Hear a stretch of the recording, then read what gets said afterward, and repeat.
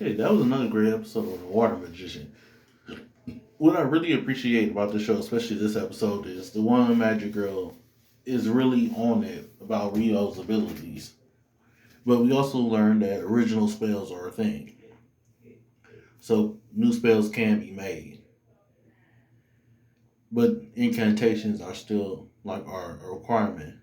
But I don't think they necessarily indicate that it's impossible to do magic without them. But the higher level ones definitely require it. So that's interesting. You learning more. Also, the reason they don't go into the dungeons is because of a team disappearing, just like now. Which kind of makes me think of Don Machi's dungeon, where that dungeon is alive. This dungeon, we don't know, because there's more than one dungeon. This is just the one in this town, I'm pretty sure. So there's that too.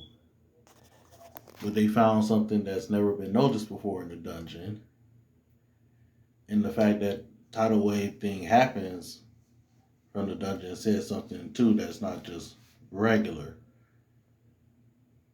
But obviously they've probably been teleported somewhere that's either deeper in the dungeon or a completely different place.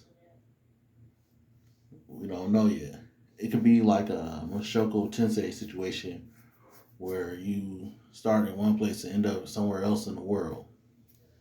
But then again, if that was the case, we probably would have came across the team that disappeared. But we don't know. It's to be explored. Not like that. Even when we don't focus on Rio, we focus on other characters and what they're through and doing, and he doesn't have to end up involved in it. In this case, it'd be different though, because he knows this team and his friend is a part of it. So it didn't end up being the other ones that he's going to living with, like I thought. They just ended up going to a mine for him for his alchemy stuff.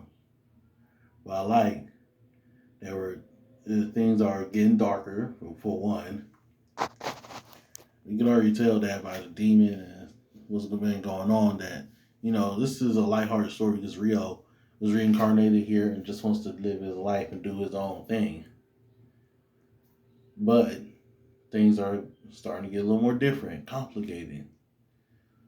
Like he was questioning why someone of royalty or nobility would be an adventurer, and we saw that once that dude got attacked, he wiped them. All his assistant wiped him out. I mean, hey, they had it coming before attempting to come at him, though. But it's also curious that some C-list adventurers tried to take out Rio and his friend. I mean, they might have been more so after the friend than Rio, but still. That was interesting. And I like just how he's been using his water magic and the ice and stuff. And now we got a water mage in town who's gonna come to him for help because that's what he was told. I'm glad dude told his team, don't fight him. If you ever are in one, surrender. I don't know how truly strong he is, but I know that's probably enough that we couldn't take him. We shouldn't end up in a position where that's the thing, but just in case. I like that.